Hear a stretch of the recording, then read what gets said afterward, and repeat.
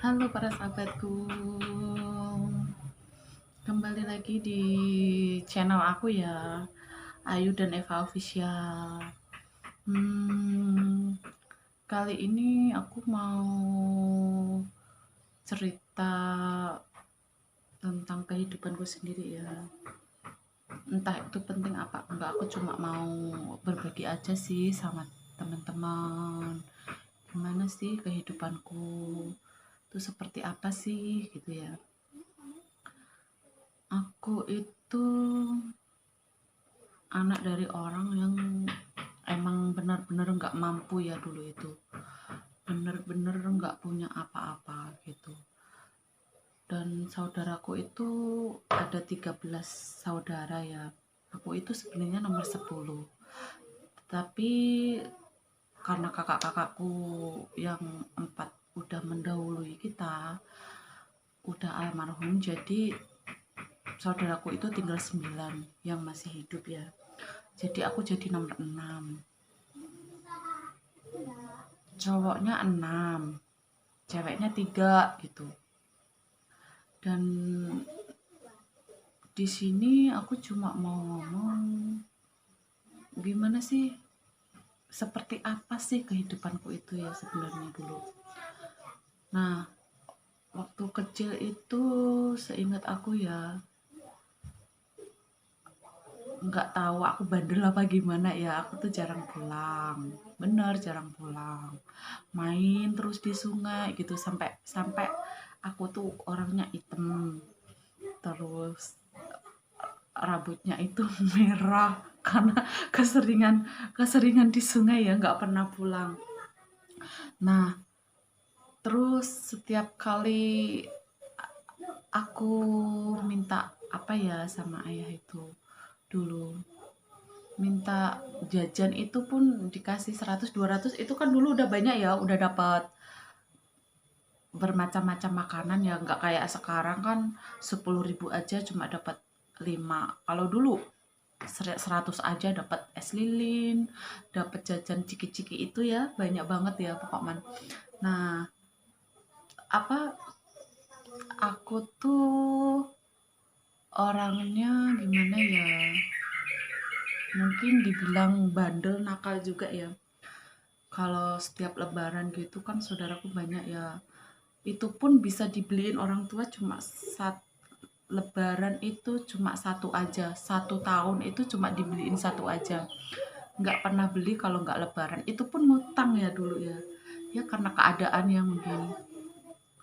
Nah, terus aku tuh orangnya kayak nggak mau tahu gitu, aku pengen sesuatu ya harus dapat gitu, nggak ngertiin kondisi ya.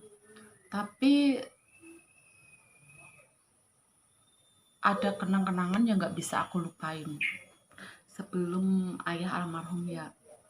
Di situ itu aku apa, mau minta kerupuk kan. Dulu itu kerupuk kan 1000 apa berapa sih? Ya 1000 kayaknya ya, dapat 5 kan. Dapat 5. Nah, mungkin waktu itu ayahku nggak ada uang kali ya apa gimana. Nah, itu aku kan di situ nangis, pokoknya minta gitu. Karena ya namanya anak kecil ya nggak tahu ya, tapi aku masih inget banget itu. Itu 40 hari sebelum ayahku meninggal. Itu kenang-kenangan yang paling aku inget sampai sekarang, beneran. Sebelum ayahku kena apa, kecelakaan tabrak lari ya. Itu aku minta itu dikejer sama ayah itu pakai pecut. Tahu pecut gak ya yang buat sapi itu dulu, karena apa, nggak bisa ngasih itu, aku sampai sampai lari-lari itu dari sungai, terus kayak muter ke desa, 2 desa aku muter di situ sampai 3 kali itu. Terus aku kenakan itu, habis itu aku kayak dikasih pecut gitu kan, aku nangis ya jadi-jadinya. Terus aku nggak mau pulang, waktu itu nggak mau pulang, aku nggak tahu ke rumah siapa gitu kan, aku sembunyi itu waktu itu. Tapi malah sama tetanggaku dikasih tahu ayahku kalau anaknya sembunyi di sini gitu. Ya habislah aku waktu itu. Terus tapi habis itu kan hari terus berjalan ya, tiba-tiba ada seseorang tetanggaku, namanya itu Mas Sul ya kalau nggak salah. Itu subuh-subuh ketok-ketok pintu kan. Bu, ibu, nama ibuku itu Suminah ya, terus sama nama ayahku itu Rashid. Terus aku bilang, Bu, apa? Aku bilang gitu kan. Ibumu mana gitu? Lagi cari ayam, lagi cari kayu bakar. Di mana? Di hutan, aku bilang gitu kan. Emang ada apa, Mas? Bapak ayahmu, ayahku kenapa? Aku bilang gitu kan. Ayahmu kecelakaan gitu kan, bilang gitu. Ya sudah, aku waktu itu kan lari sejadi-jadinya cari nenek aku. Yang adikku paling terakhir itu di bawah nenekku, kan desanya seberang ya. Aku lari cari nenek, cari siapa, kan di rumah nggak ada ibu, sedangkan aku masih kecil. Nah, itu tuh waktu itu aku udah nangis sejadi-jadinya ya. Terus apa?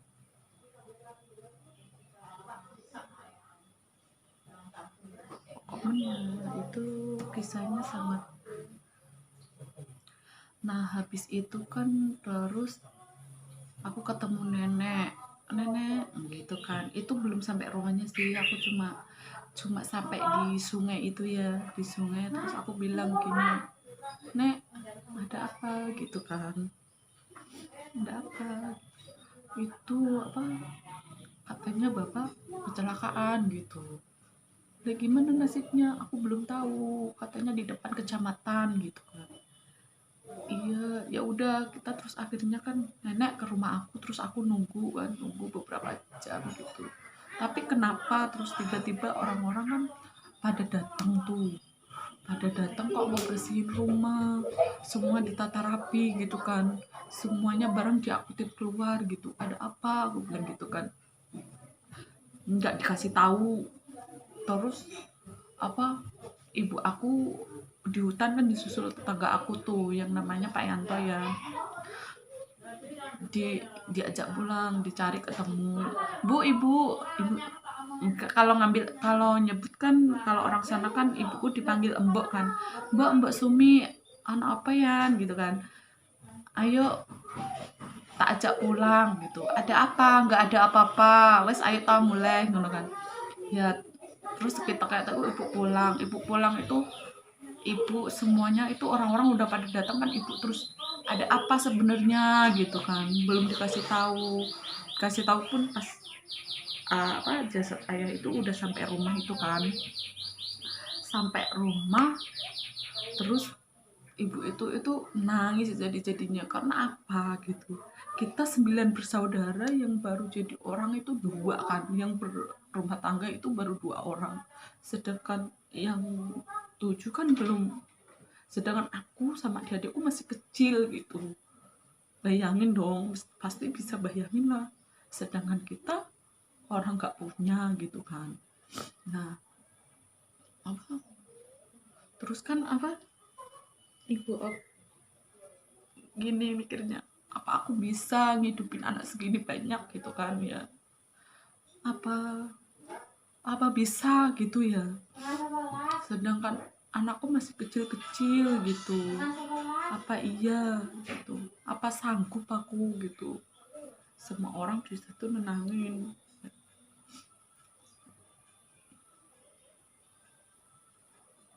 Ya pokoknya intinya gitulah, aku masih kecil udah ditinggal ayah ya.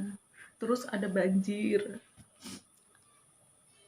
kan, udah lah ya kalau tentang ayah ya aku malah jadi sedih. Terus ada banjir.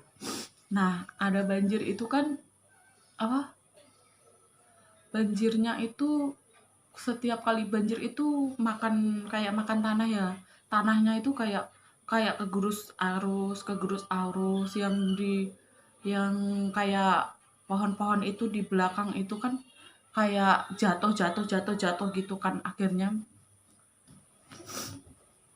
Akhirnya semakin hari kalau ada banjir itu kayak kayak tanahnya kan habis tuh sampai di dalam rumah ya. Dalam rumah sudah sampai dapur tuh. Akhirnya karena kakek nenekku kasihan sama ibu, jadi pindahlah ke desa sebelah, ke tempat kakek nenek ya. Nah, di kakek nenek itu, di situ kan mulailah kehidupan baru kita ya semuanya. Aku ya tetap masih aja sekolah gitu. Sekolah, nggak tahu lah ibu dapat uang dari mana gitu buat kita kasih makan apa gitu. Aku nggak tahu lah ya. Yang penting aku pengen sekolah gitu kan. Sekolah SD sama adik-adikku itu dibarengin gitu, sekolah itu dibarengin kan, kakakku, adik aku yang dua itu dibarengin masuk kelas 1 gitu, udah sampai kelas 6 gitu, aku nggak tahu lah ya. Terus habis itu kelas 6 lulus, aku pokoknya pengen sekolah, tetap pengen sekolah kan. SMP MTS sih, di MTS ya. Sekolah di MTS itu aku baru kelas 1 mau naik kelas 2 itu kan kakakku yang perempuan bilang, kamu gak kasihan ibu tuh, ini apa, nyekolahin kalian sedangkan gak punya uang buat makan aja susah, bilang gitu.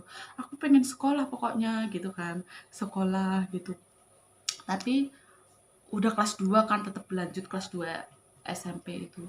Tapi karena aku bener-bener di situ lihat ibuku nangis ya, nangis karena mama kan nggak punya uang, sedangkan adik mau minta jajan ke tetangga aja, kalau disuruh mau ngutang gitu, apa, kalau minta jajan minta uang dulu sama ibumu, jangan ngutang nanti nggak dibayar gitu. Di situ tuh mungkin di orang tua sama adik-adik aku, di aku pun masih keinget ya gimana rasanya digituin gitu, digituin. Nah, tapi itu terus ada kakak aku perempuan kan ke situ, apa, ngasih tahu aku, kamu itu anak perempuan harus gini-gini, gak sekolah nggak apa-apa gitu, gini. Ya udah, karena aku lihat ibu juga kasihan ya, cari sayur kunci, tahu nggak sih sayur kunci itu di hutannya, seharian itu ibu cuma dapat uang 5.000 apa berapa gitu, itu pun 5.000 atau 10.000 gitu kan. Nangis karena nggak bisa buat beli beras gitu kan. Terus akhirnya ya udah aku putusin keluar, sedangkan aku sebenarnya kecil masih pengen sekolah. Ya sudah gitu kan, aku coba cari kerja.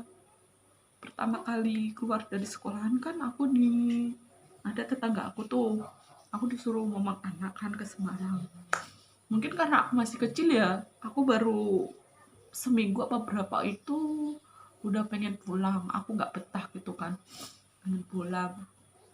Terus aku dipulangin, terus aku ke Padangan, ke Jawa Timur, ke Padangan ya namanya desanya, ikut Bojonegoro sih. Itu aku baru sehari karena gimana ya, mungkin karena masih kecil sih, ingat rumah aja gitu. Terus aku pulang, terus ke Jakarta juga pernah, udah 3 minggu aku udah nggak betah sih ya. Mungkin karena masih anak-anak, ngomong anak-anak gitu kan, kayak gimana gitu, kayak pengennya bawanya pulang gitu, inget ibu gitu. Ya udah aku putusin terakhir kali, terus aku kerja dulu di Sampurna kan, dulu SD boleh ya, sekarang pun masih boleh sih kalau di tempat aku itu. Aku kerja di situ sampai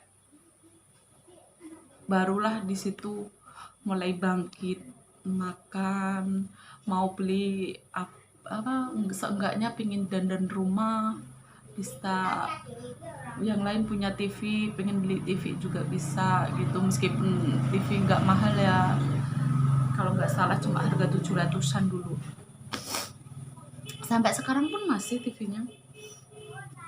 Terus karena ya dengan kegiatan aku sama di situ, ibu, aku ada uang sedikit aku kasih ibu buat modal dagang sayur, ya.